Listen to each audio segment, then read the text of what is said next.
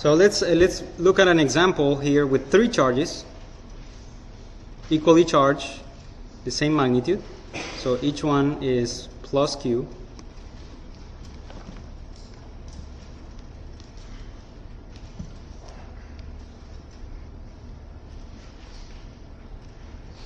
We're moving now in the part of the lecture where we're going to talk very soon about uniform distributions of charge and the electric field produced by a uniform distribution. So the introduction for that topic is going to be, let's look at the electric field produced by these three charges, calculate that along this line. Say some point over here. Let's say that these charges are along the y-axis. This is the x-axis, and we want to calculate the electric field, say, at this location. So we need some distances here. Let's say that the distance between the charges is d.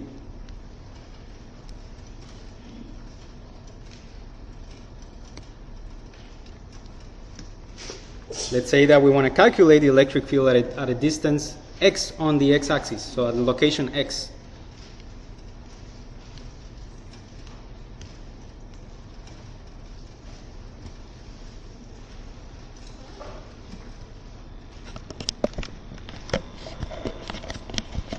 So the electric field at that location, let's call that point P. It's going to be the superposition because electric fields add up to each other, right? When you have several charges producing electric fields, you add them. So at point P, you're going to have three electric fields, and you need to add them to find the net electric field. So what do they look like? Well, the electric field of the upper charge should be pointing, because it's a positive charge, should be pointing along this line.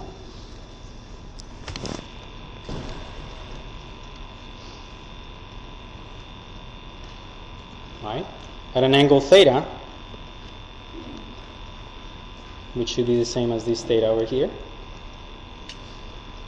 And you could figure out that theta, right? Because the tangent of theta is going to be d divided by x. If you needed that angle, you can calculate it. So what about the electric field produced by the bottom charge? That points in a direction also specified by theta, but above the horizontal. Let's call that Q, this is Q1, they're all equal magnitude, 2 and 3.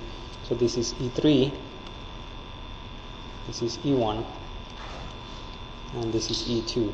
So the electric field produced at P by charge 2, that charge has an electric field pointing that way, completely horizontal. And so let's calculate now. We can calculate the magnitude of the electric fields because we know the distance from the charges, and we do know the directions, the angle theta they're making with the horizontal. So let's think about what we expect for the answer of the net electric field at that location. In which direction should it point? When you add those three vectors, what would you expect to have to be the net vector? The net vector would have x components and y components, right? The x components are going to be the sum of the x components of all the vectors that you have there. So E3 has an x component. You add that to E1, and you add that to E2, the x component, and what you get points in the x direction, right?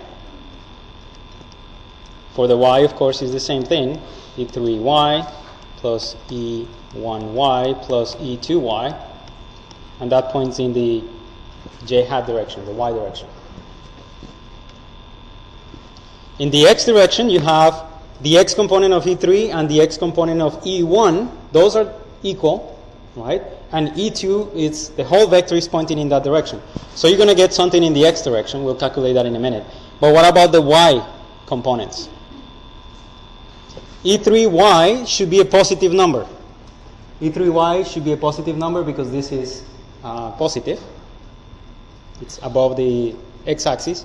E1y is negative, and they should be the same because the distances from the charges are the same. The charges in magnitude are the same, right? We say that Q1 is equal to Q2 equal to Q3. So those vectors are the same. So that tells you that the y components are going to cancel. right? E3y is going to be cancelled by E1y.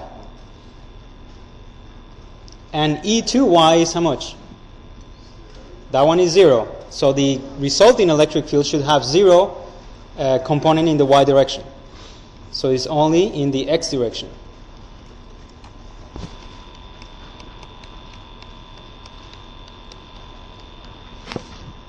Now we need to calculate those. What is E3x? Well, it's the magnitude of the electric field E3 produced by the charge 3, right, multiplied by the cosine of the angle. Correct? We're looking for the x component. What about, so what is E3? Well, we know that the electric field produced by a point charge is k times the magnitude of the charge divided by the distance between the charge and the point P where you're evaluating the field. So we're talking about this this distance, R3. So divided by R3 squared. And now the cosine of theta. What's the cosine of theta? We can write it in terms of the numbers that we have, of the variables that we have, right? So the cosine of theta is the adjacent divided by the hypotenuse, right? What's the hypotenuse? It's R3, right? This is also theta over here. These are all theta angles. Theta up here, down here, theta up there and below. All right, so we have an expression for E3x. Let's write it down. Let's more explicitly in terms of the variables that we have, d, x, and so on. So this is k, q, and R3 squared. R3 is the hypotenuse squared. Pythagorean theorem tells you that R3 squared should be equal to d squared plus x squared. Correct? So d squared plus x squared. That, what I just wrote is R3 squared. And we have to multiply by x and divide it by the square root of that. D squared plus x squared.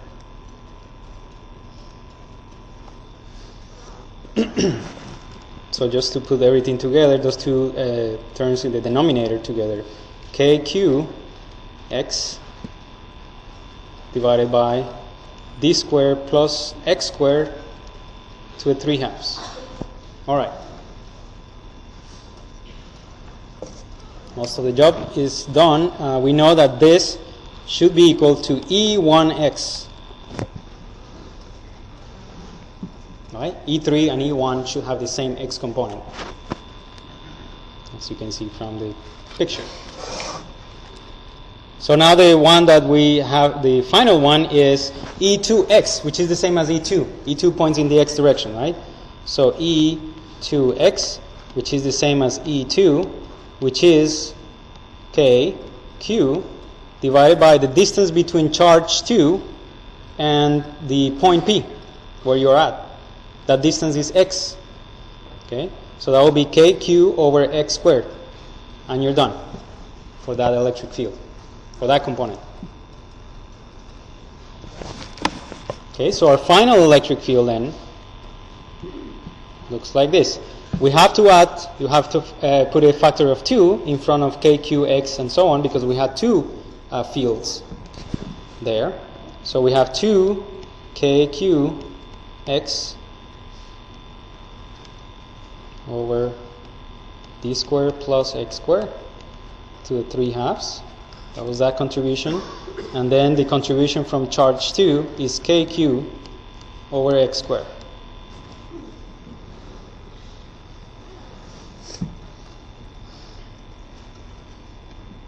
So you will probably have noticed already when reading the chapter that most of the things that you're going to read in that chapter are, let us calculate the electric field produced by this distribution of charges. You integrate, possibly most of the examples you will have to integrate because it's a continuous distribution. This one, we are not there yet at the point where we have to integrate because these are just 3.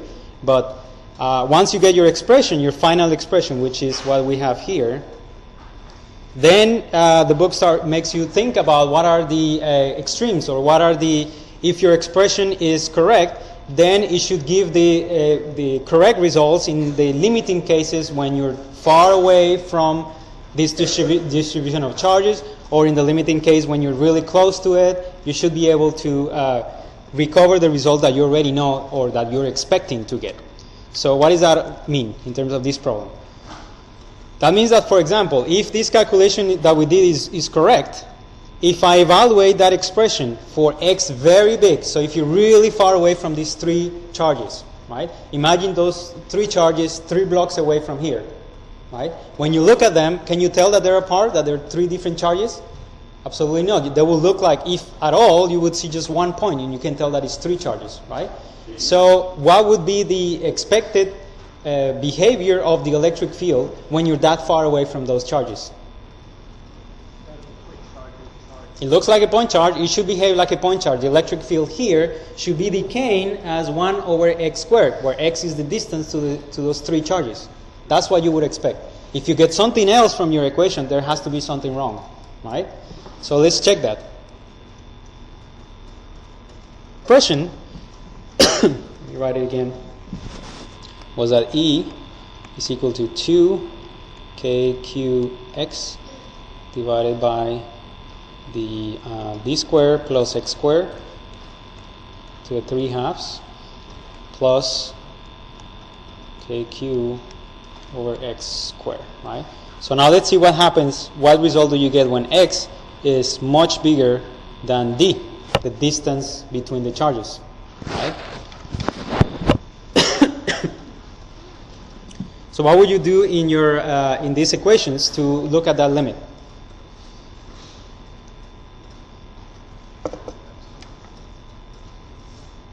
So in the denominator, you have d squared plus x squared, right? If x is much bigger than d, then say that x is 1 million and d is 1. So x is 1 million to the second power, right? So that's 10 to the 12 plus 1. 10 to the 12 plus 1, you can, for sure, you can ignore that 1, right? So the denominator, you can approximate it. You can say that d squared plus x squared is pretty much the same as x squared when x is much bigger than d, right? So if you do that, then you get E equals 2kqx over x squared to the 3/2. And I can just get rid of this term that's still there, right? So x squared to the 3/2, that is x to the what power? 3, right? Plus kq over x squared. So what is the final answer? 1x up here with the 3 over here, that turns into 2. So you have now 2kq over x squared plus kq over x squared. And your final answer is k, factor of 3q, divided by x squared. Correct? So does that make sense? Was that what you were expecting? The answer is yes, right? There's 3 charges really far away. Each one has a charge of q. So the net charge of that thing far away is 3q. And when I measure the electric field here, should be the electric field of a point charge with charge 3q. So that does make sense. What about the other interesting limit is when x is much smaller than d. All right, so what happens when x, so this one is, we got that, and that seems correct. Now what happens when x is much smaller than d? To look at that expression, take a good look at it.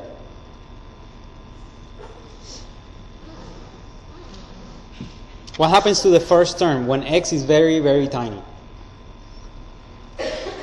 Say that d is 1 and x is 0.001.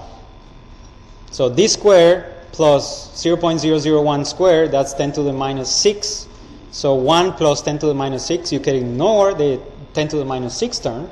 So the denominator, you can write it as d squared to the 3/2 power. In the numerator, you still have x, and x is a very small number, right? So you would expect that this would be very small when x is very small. But that's not what happens to the second term. The second term has the x in the denominator. So when x becomes small, that number shoots up, becomes very big. So you can safely ignore the first term when x is much smaller than d. So 2kqx over d squared plus x squared to the 3/2. That pretty much goes to 0. It's very small. So the only surviving term, or the only one that contributes significantly to the electric field, is kq over x squared. So that's when you're really close to those charges. So does that make sense?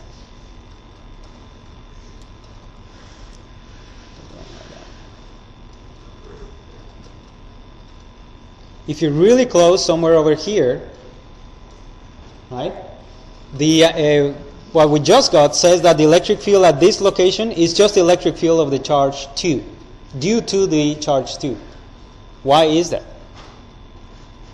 Definitely you have the electric field of charge 2 here. I mean, we just saw why, but graphically. Notice what happens to the electric fields of 1 and 3. 1 points this way, 3 points that way. So as you get closer and closer to those charges, the electric field of 1 and the electric field of 3, they cancel each other very effectively. They're almost pointing in exactly opposite directions. And the closer you are to Q2, the more vertical those electric fields are, the more they cancel each other. So you see that getting closer to Q2 pretty much makes 1 and 3 irrelevant in your problem. They're fighting against each other. They don't contribute anything to the net electric field. Right? So that's the reason why you would expect that the net electric field, when x is small, should be just the electric field of 2. Okay?